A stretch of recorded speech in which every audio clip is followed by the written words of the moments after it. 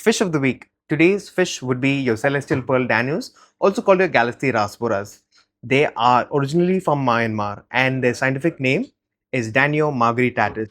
The reason why they're called Galaxy rasboras is because this fish has a blank canvas in the middle of the body along with a certain few white spots, and they have red and orange fins.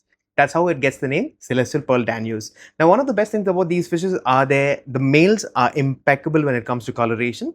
However, the females are not as colorful as your males. That being said, these fish do well when you have approximately 4 to 5 pairs of them in your tank, and they do well in your shallow tanks, your planted tanks, and your paludariums as well. Basically, you can put them anywhere and they'll shine well.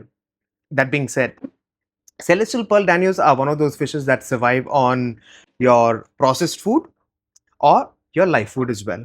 So, my question to you is, would you consider adding these fishes to your aquascape?